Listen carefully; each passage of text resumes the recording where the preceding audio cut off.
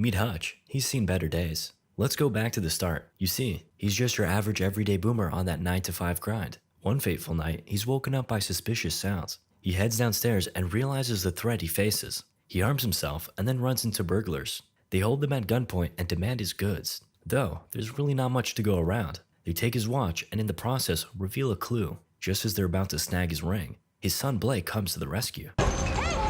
My man's just hit him with some WWE shit. Now with one culprit subdued, Hutch readies his golf club and prepares to strike. Inexplicably, he hesitates. He instructs his son to let him go, and Blake's like, bruh.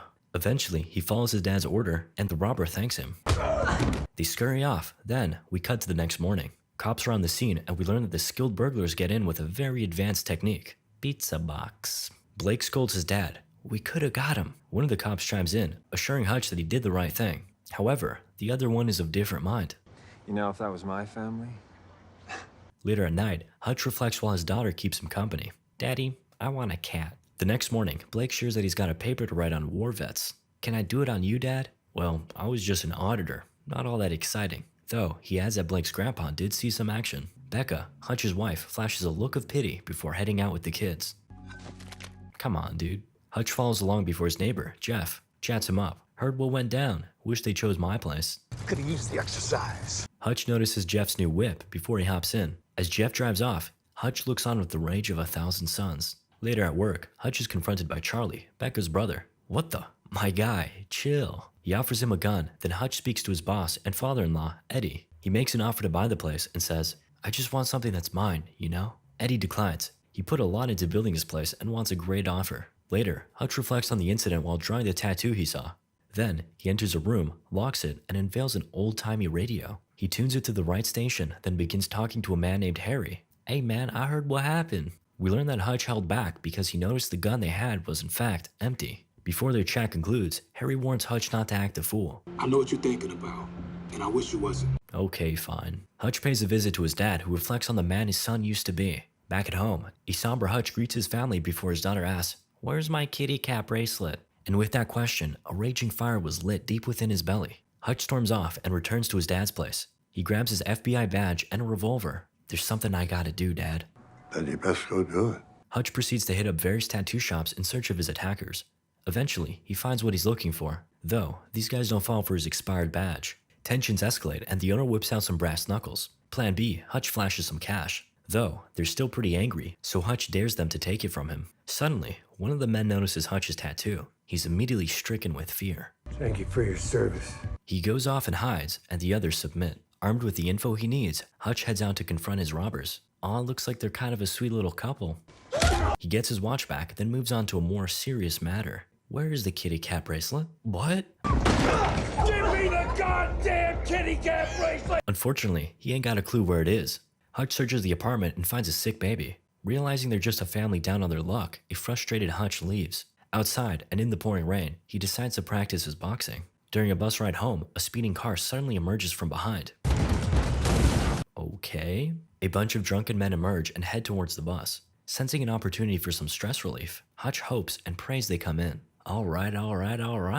The men circle around a helpless woman as Hutch proceeds down the bus. He escorts the bus driver out and keeps her phone, for safekeeping. The men take notice of Hutch and a Russian one speaks up. It's always the Russians. What are you still doing here, old man? I swear he sounds like that. Hutch whips out his gun and... Wait, what? I'ma beat that ass. What proceeds can only be described as a 3-part serving of punishment. First, we begin with a lovely appetizer of fisticuffs, followed by some slashing strikes, and then we take a little break before dessert. After collecting himself and helping the girl go free, Hutch finishes things off with some penetration. Not so fast. The Russian attempts to clutch with Hutch's gun. He bashes his throat. Unable to breathe, the man begins to suffocate. Fortunately, Hutch saves his life with a little impromptu surgery. Hutch returns home to his wife, who sees he's back to his old ways. She patches up his wounds, like the good old days, and at last, he can finally sleep easy. Meanwhile, we meet another Russian, Yulian, at a nightclub. He sings the night away before speaking with his associates. They worry that with all this singing and dancing, he's not the tough guy they once knew. He promptly reassures them. They toast to his glorious return to form. Then, we cut to the hospital. What a coincidence. The Russian from the bus is Yulian's younger brother. Seeking answers, he beats on his brother's friends. Looks like this guy managed to snag Hutch's bus card. Yulian takes it to his hacker friend, and turns out the card was his dad's. With the help of some blackmail, she calls in a favor from her friend in the Pentagon. Wow, nothing comes up for Hutch. The man searches for anything and everything he can find, then sends it her way. Whoa, this dude's the real deal. Hacker lady doesn't want none of that smoke. So, she literally quits on the spot. No joke. Back to Hutch, we see that he's in much better spirits. Harry hits him up and warns him of the impending shitstorm headed his way. This Yulian guy is bad news. Ask the barber. Hutch pays a visit to the eccentric man known as the barber, and he gives him some exposition on Yulian. He's a Russian mob boss with a cool art collection who's in charge of safeguarding the Obshak, which is basically the mafia's savings account. He returns home for dinner, and at the same time, Yulian's goons are making their move. Hutch takes notice and guides his family into the basement. He leaves Becca with a kiss before the action begins. As the men storm in, Hutch waits in silence. One by one, he stalks his prey and dishes out damage. He gets awfully creative, even using a kettle and lasagna to get the job done. He beats these guys up too, but then Hutch is subdued and dragged back to a car. As they drive off, he wakes up. Through sheer willpower, he breaks his own thumb to free himself. Wow, finally a movie that knows these things exist.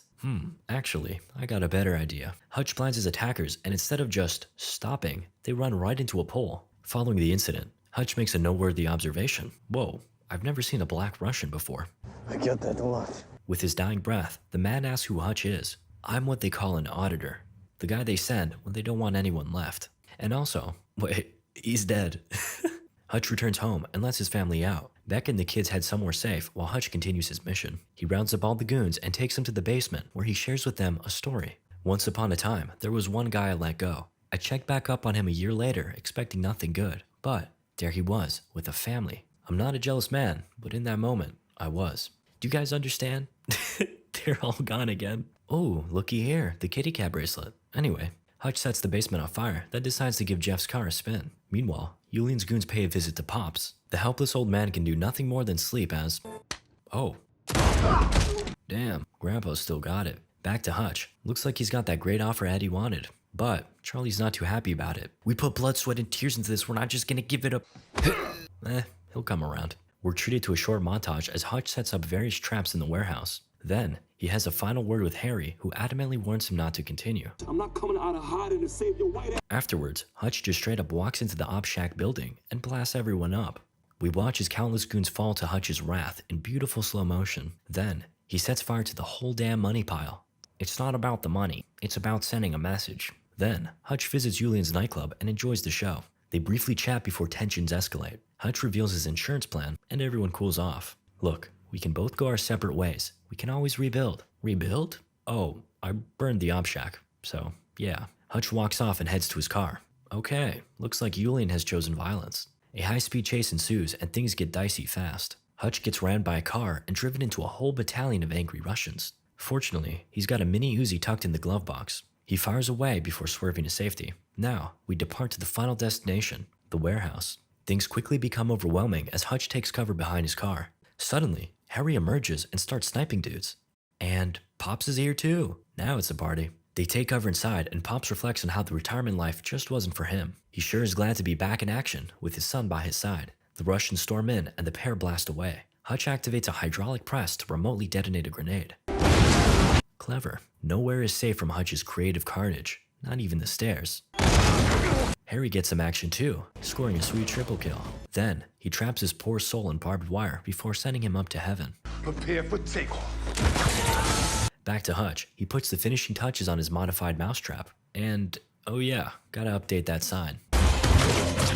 In the middle of all the chaos, hunger strikes. Oh, you're hungry too? He grabs his trusty claymore, then penetrates these guys with his long rod. Hutch meets up with the others while they blast away in slow motion. Harry runs out of ammo, but Hutch comes in clutch. They stand back to back, just like in the good old days. In the aftermath, only Yulian remains. Hutch takes the claymore, tapes it to the outside of a riot shield, then charges forward. Highly effective. Then, Hutch randomly finds a cat, which I'm sure his daughter will be thrilled about. We cut to the scene from the beginning of the movie. The detectives question Hutch as he feeds his new kitten. Before they can get anywhere, they receive a call, and just like that, he's free to go. As the movie ends, we see Hutch and Becca shopping for a new house. It's got a nice kitchen and all kinds of amenities. But does it have a... Basement. In the after credits, we see Harry and Pops chatting while on their way to an exciting new mission. You know, John Wick with boomers wasn't too bad.